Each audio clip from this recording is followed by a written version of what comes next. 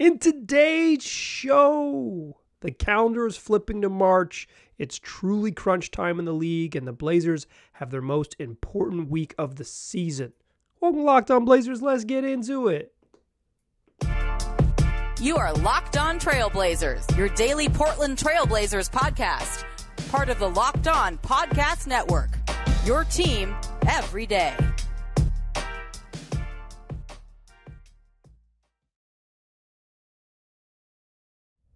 What up, world? It's your past first point guard and Trailblazers reporter, Mike Richmond. You're listening to another episode of Locked On Blazers, part of the Locked On Podcast Network, available wherever you get podcasts and also on YouTube. Thanks for making the show your first listen. Free on all platforms. Available 5 days a week, coming at you Monday through Friday. Make it your first listen. Tell your friends to do the same. It's Locked On Blazers, your team every day. In today's show, the Blazers are playing the most important stretch of the season. We've reached the most important week of the season, 2 massively important games. I want to preview both of those games, look ahead, and just kind of take sort of a State of the Union-esque look at the Blazers.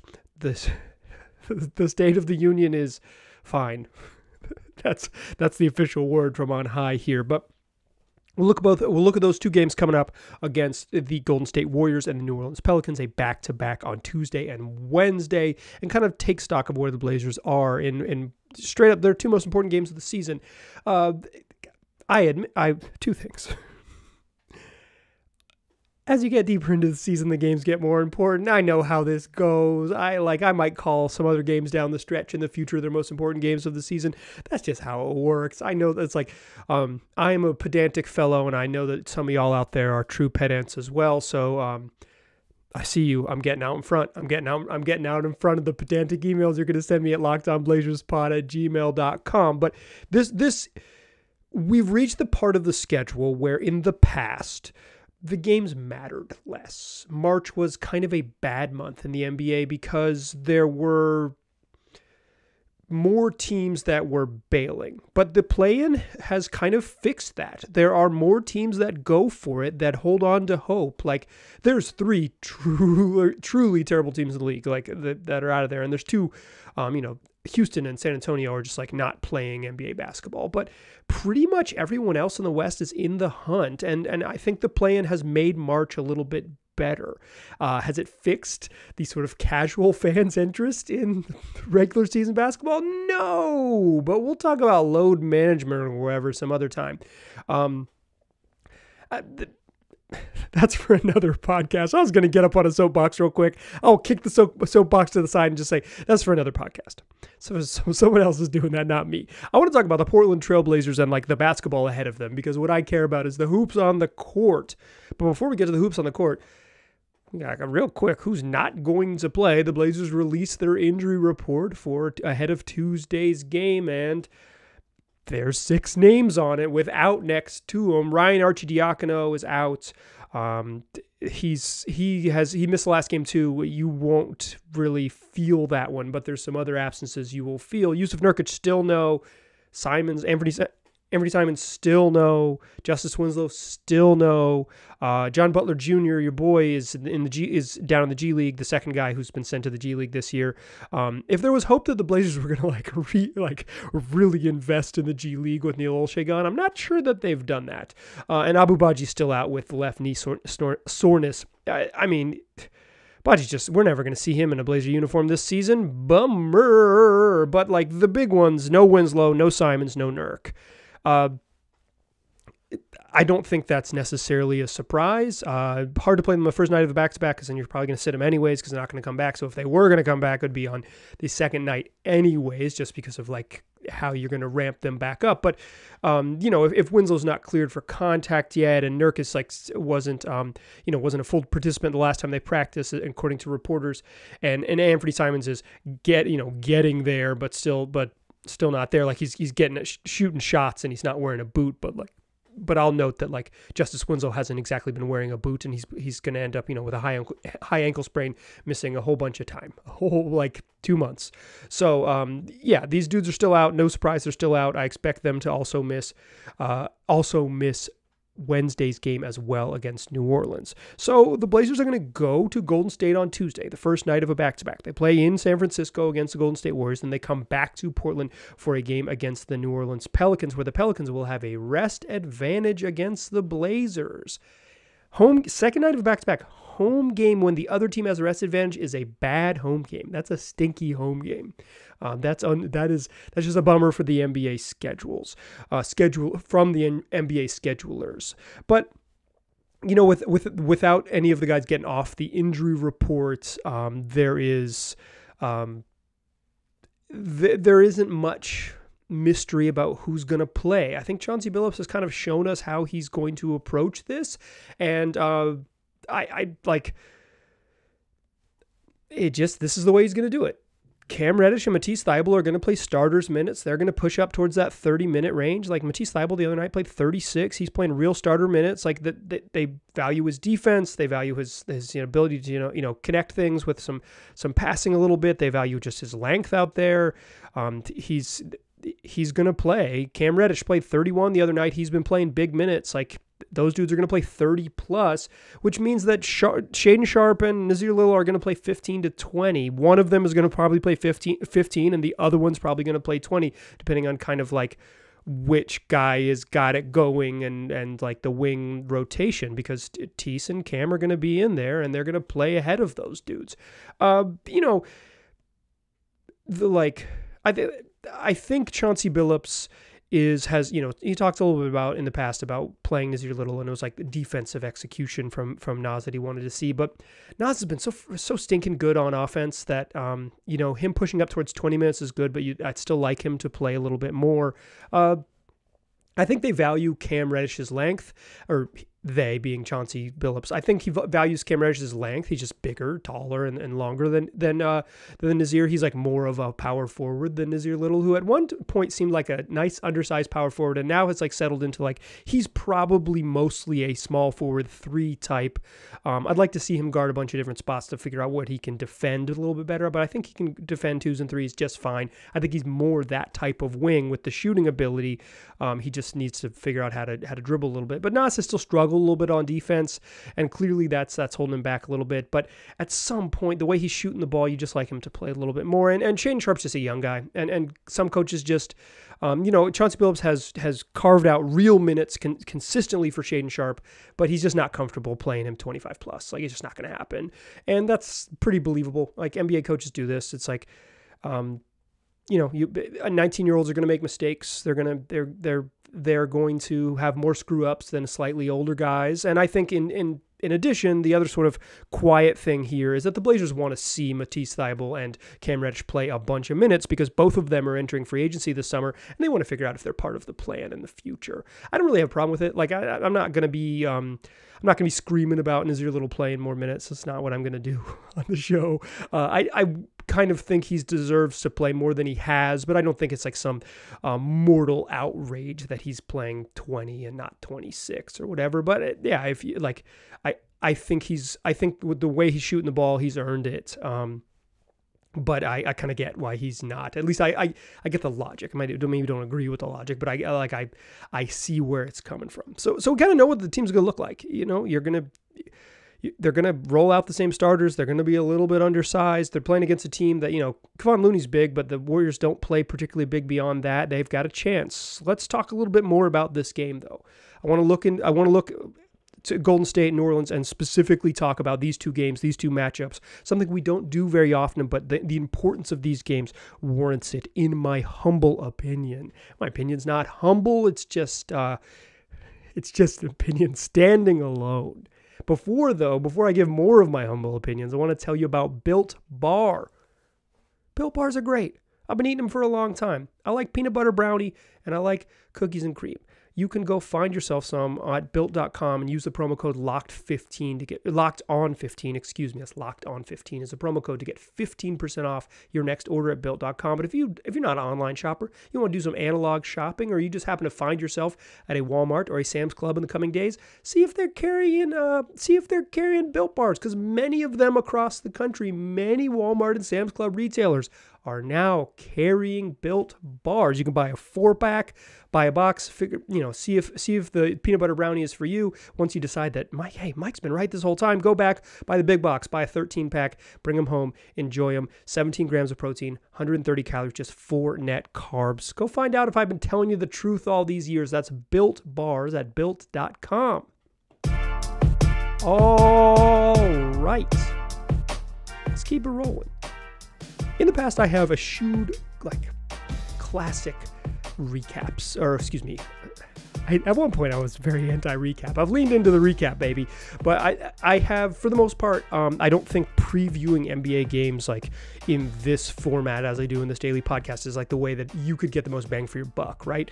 But I do think these are two big enough, important enough, meaningful enough games that looking ahead to these specific matchups against Golden State and against New Orleans has some value here. So you could probably go find some Michael from the past when I was like, never preview a game on the podcast. Well, I'm going against my own plan because these are the two most important games of the season, starting with Golden State in San Francisco on Tuesday. Huge. It's just huge games. The Warriors are going to be without Steph Curry. They're going to be without Andrew Wiggins, and Draymond Green is now listed as probable after missing the prior 2 games with a knee injury. But the Warriors have still been chugging along. They just beat the also very short-handed Minnesota Timberwolves. No Gobert, no Cat. Just Anthony Edwards in slow-mo, but they just beat them, the Warriors the Warriors just beat the Wolves on Sunday. They got a home win behind really nice games from Klay Thompson, who is not making 2-pointers, but playing better recently, and Dante DiVincenzo, who's like really settling into finding his role as kind of like an energy defense guy who brings some offense as well, slasher shooter type he's been really good. This is a big game because a win would tie the Blazers in the loss column with the Warriors. This is like we have reached the part of the season when I think it's okay to look at the standings. We're not going to obsess over them on the podcast, but the Blazers are, as I'm recording this on the evening of Monday, February 27th, you are listening to Tuesday, February 28th show, the final day of February. The Blazers are in 11th place. They're 29-31, and they are a game and a half back of the 7th place Warriors, who are standing at 31-30. A win for Portland ties them with Golden State in the loss column, and basically moves them right into that we could potentially host the play-in game type of round and jump ahead of that. Like, it's all jumbled up in there, and winning against the Warriors continues the jumble. Golden State's really good at home. Like, even without Steph Curry, the Warriors are 24-7 at Chase Center. They're 7-23 away from outside of San Francisco. It's outrageous. I'm not sure I recall a team that had splits like this that I also kind of thought would be good at one point. Like, I don't think the Warriors have been good, and at some point we're gonna have to it does not matter how good they've been over the last decade. It's just like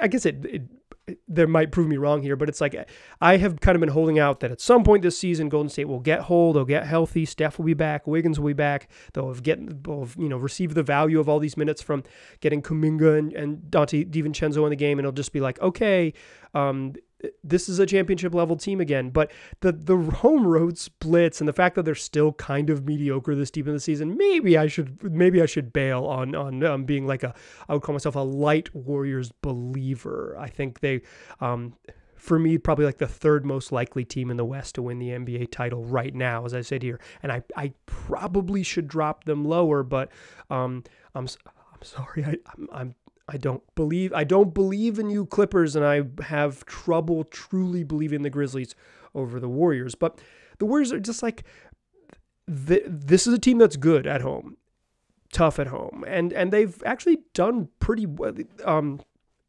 Before we talk about the matchup specifically, the Blazers have split the first 2 games of the Warriors. So this matters not only for tying the Golden State in the loss column, but it also, the season series may end up mattering between these two teams. And because of those home road splits, if the Blazers win a game in San Francisco and they face the Warriors the final game of the regular season, it's, I believe, Easter Sunday for for the Blazers in Portland. Like, for a team that's been as bad on the road, you steal one on their home floor. Like, you have a chance to really take the season series. There's a chance that stuff really matters at the end of the year, the way the West is shaping up. This game's really going to matter. The last time these two teams played, Damian Lillard had a 40-point triple-double. The time before that, though, Jonathan Kuminga and Dante DiVincenzo gave Dame trouble. They've got size on the wings. Even without Wiggins in there, they really need Draymond to be like a truly good defensive team. Anthony Lamb, not quite Draymond Green, despite Steve Kerr's insistence on playing him. Because Draymond is like the back line that allows their pressure to be special. But the length of Kuminga and the physicality of Dante DiVincenzo, I thought they guarded Dame really, really well in the first meeting, a game the Blazers just like straight up choked away and lost. This game is going to matter. Like, this is just like, in the near term, it's going to matter. And in the long term, for like playoff seeding, it's likely going to matter. If the Blazers are going to get where they want to go, there's a chance to beat a good team on the road. And then they turn around and come back and they play New Orleans in another game that is going to have serious implications down the road for where the Blazers want to be. Again, second night of a back-to-back at home against a team with rest advantage. What the... That is a ripoff. Every team has something like this. I don't mean to like suggest this is unique to the Blazers, but dang, looking at the schedule, dang. Here's the thing though. New Orleans kind of stinks. They kind of stink. On Monday evening, they lost at home to the Orlando Magic, who've been playing a lot better recently, a lot better since the calendar year turned. Like they've been a competitive team in 2023. Not good, but like a pesky team. Pesky is probably the right word in 2023. But New Orleans dropped their fourth straight. They've lost 20 of their last 27 games. They're bad. Right now, at one point, they were 23-12. They're the third best team in the Western Conference. They briefly were the best team in the Western Conference. It was like this team could win the freaking championship. That's how good they were. There was a brief stretch where it lasted almost a month where they had a top 5 offense and a top 5 defense. And then it kind of slipped to 6. And now their offense stinks. They are in the mud. During their 4-game losing streak, they have the worst offense in the NBA. They cannot score. They cannot score. They're still without Zion Williamson, this nagging hamstring injury that's going to cost him, the better part of 6 weeks, if not longer. Larry Nance twisted his ankle. He's not going to play. They haven't ruled him out, I don't believe, officially yet, but he was on crutches on Sunday nights, and he didn't play on Monday, and yeah, he's not going to play. CJ McCollum has been dealing with a thumb injury on a shooting hand, and he has struggled recently. They're just bad now. They weren't bad before. They're bad now. This was a team that kind of caught lightning in a bottle, got hot, and made it happen last year. They're also a team that won 36 games last year.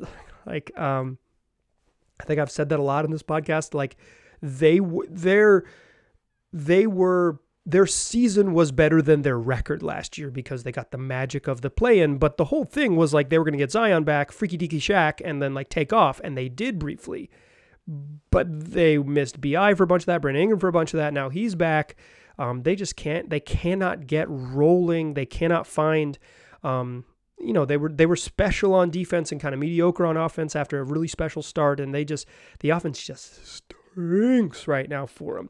They were 23-12. 23-12. Yuck. They've lost 20 of their last 27 games, and as of right now, they're a game back of the Blazers in the loss column.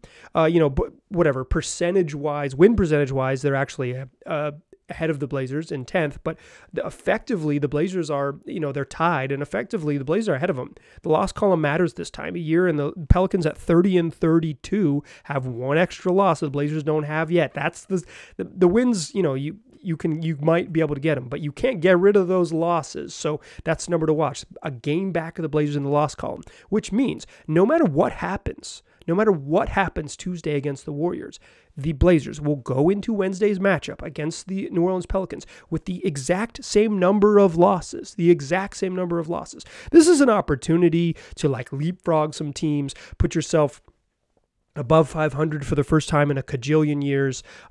What seems like ages. It's been 84 years. This is an opportunity for the Blazers. But I have kind of I've given up the part of me where I say I'm optimistic that they could make it happen. I'll just say this. I'll leave it at this.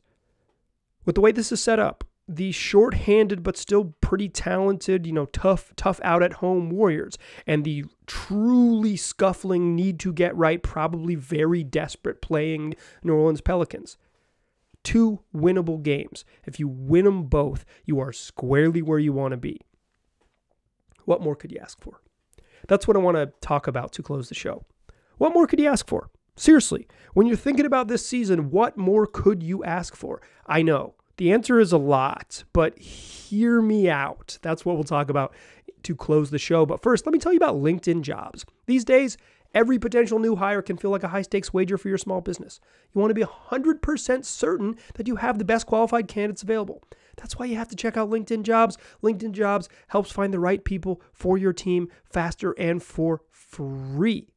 They got simple tools like screening questions that make it easy to focus on candidates with just the right skills and experience so you can quickly prioritize who you'd like to interview and then who you'd like to hire. It's why small businesses rate LinkedIn Jobs #1 in delivering quality hires versus their leading competitors. LinkedIn Jobs helps you find the qualified candidates you want to talk to faster. Post your job for free at linkedin.com/LockedOnNBA. That's linkedin.com/LockedOnNBA to post your job for free. Terms and conditions apply. Still a pass first point guard. I'm still Mike Richmond, and you are still listening to Locked On Blazers. So the season is kind of setting up for the Blazers. If you squint hard enough, you can see it. Follow me here. They're a game and a half back of the Warriors, and a win on Tuesday evening puts them a half game back of New Orleans. So a win on Tuesday evening would leapfrog them over a half game over the Pelicans, and another win would put them a game and a half up on New Orleans. They'd be climbing in the standings in March. This is what you want. And then if you look behind the Blazers in the standings, big news came out in the NBA today is that LeBron James is going to miss several weeks with a foot injury that he sustained against the Dallas Mavericks. If you watch that game on Sunday, first of all, the NBA a lot of times often gets these big games wrong. They have been killing it with the big games. I guess Sacramento and the Clippers was not on national TV, the 176-175 wild double overtime game, but it was on League Pass, and it was just delightful. Sixers Celtics, a primetime slate on Saturday night was fantastic, and then the Sunday afternoon, Dallas and the Los Angeles Lakers, fantastic again. Good job, NBA. You're finally getting good basketball on TV and not force feeding us only Lakers. We got a little bit of Lakers in there, but good on you. Good on you. Even if Memphis and Denver was a stinker to begin the weekend. But in that game against the Dallas Mavericks, LeBron James, he went up against Dwight Powell, and he kind of tweaked his foot. He came down, and the television mics caught him saying, "I heard a pop. I heard a pop. I heard a pop." The great story from Tim Cato in The Athletic about how the Dallas mics the mics on the rims are manually turned up, and they're some of the loudest in the arena. They were turned up when he fell down. You heard LeBron James say, "I felt a pop." Stayed in the game, played great. They win the game, but now he's out several weeks with this foot injury, this thing that's been nagging him for a bunch. That's another break for the Blazers. The Lakers have won 3 in a row. They look pretty good. They finally have shooting around LeBron James. It's they built a championship team with shooting and defense around him, and then they forgot all those lessons. Now they've relearned them, and they've put more size and more shooting around LeBron. They look better, but without LeBron, they're not nearly as good. Even with the depth they have, such a massive, massive, massive drop-off to lose at worst the third best player in the history of the sport, and for my money, he ain't that. That's huge for the Blazers. Isn't this what you wanted? A little bit of luck and a chance to climb the standings in March? Yes. Let's keep it real quick. This Blazers season has been trying and at times depressing. And then often kind of deflating, demoralizing, and just there have been way fewer highs than lows, and there's been a lot of just meh moments, a lot of meh moments. I'm with you. Like, I do this every day. I do at least every weekday, and I record the other podcasts on Sunday. So I do a lot of thinking about the Portland Trailblazers. Like, they've been pretty meh. I'm with you. They're below 500. They're one of the bottom 4 defenses in the league, and even if their elite offense has been excellent, it hasn't been enough to prop them up and make them one of the truly special teams because they took a while to get going on offense, and while they've been awesome for a stretch now, the defense has been putrid for a long time. They started out the season really hot, got your hopes up, and then have slowly chipped away at your faith, like slowly but surely. And then they went into the trade deadline and thought maybe this is the time that they fix some of their issues. They didn't get bigger, and while they probably upgraded their defense in terms of sort of like overall talent, they didn't like Cam Reddish and Matisse Thybulle. It's not enough to like fix what they need, and they're still too small and all of these things. But like, zoom out for a second. Honestly, zoom out for a second with me. Sure, they're in 11th place. They're 29-31, and they haven't been. There's at no point this season after the first 3 weeks where you could say this team's good. You could say they might be good, or if they get healthy, they could be good. But Nassir Little missed a big chunk. Justice Winslow's been out since the week of Christmas. Yusuf Nurkic has now missed time. Anthony Simons is going to miss a little bit of time. Like, they've been hurt. They've been bad. They've been all these things. They're under 500. They've been out of the play-in. They've been like kind of a bummer. And yet, we sit here today, and the Blazers have a chance to climb the standings in March and get into into the play-in mix and out of it, all within their reach, while teams like Golden State and New Orleans are beat up and scuffling a little bit. Golden State's just mostly beat up more than scuffling. The Lakers have not been able to get right, and now they're hurt. Like, if you had really thought about this way back when the season started, and you didn't know the standings, you would have agreed. There's a bunch of good teams in the West. It's going to be really jumbled up, a really close playoff race, and it'll be really, I think I mentioned it, and one of the listener summits, a listener mentioned it, shout out to listener Catherine, that the 3 and the 9 seed might be separated by a couple or 3 games, and that will be the difference in the season versus being like a team that has home court advantage versus a team that is in the play-in. And that's kind of where we're at. And sure, the West is more mediocre than you thought. And sure, the Blazers haven't been very good, but this is what you hoped for. Not the way it happened, but this. Meaningful games in March with a chance to get out of the play-in. This is what you hoped for. The flavor is a little different. That's undeniable.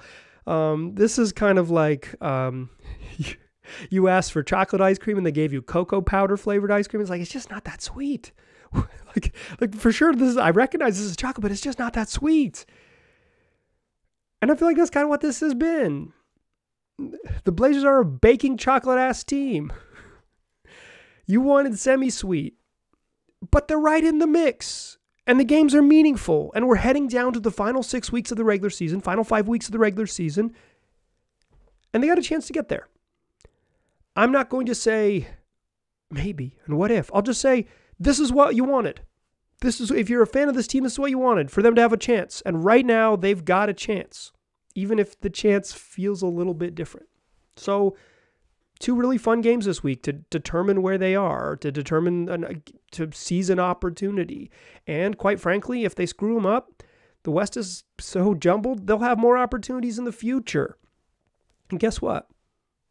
On Wednesday's show, we'll talk about the Golden State game. On Thursday's show, we'll talk about the New Orleans game.